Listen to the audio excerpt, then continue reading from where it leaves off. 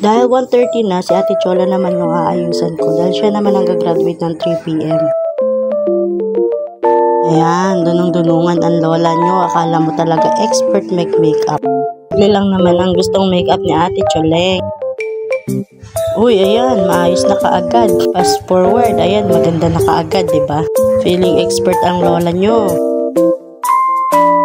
Dunong-dunungan. Pero ang ganda naman ng kinalabasan.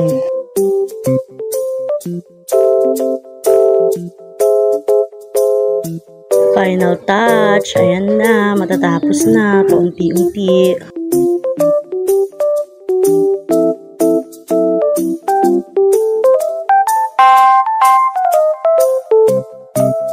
Talagang akala mo, ang galing mag-makeup ni ate, oh. Para naman sa buhok, paplansyahin lang natin ito.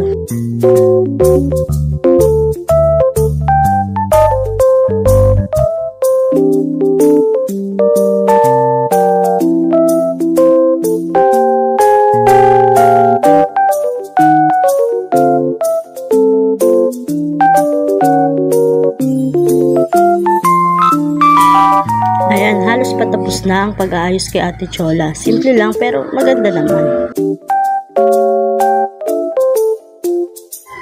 Yun, ang ganda ng ate namin, no? Ate namin, ayaw tumingin, no? Ayaw tumingin, no?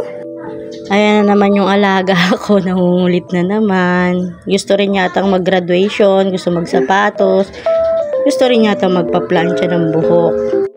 Ayan na ang final looks. Ang ganda naman ng kinalabasan. Congrats, Chola!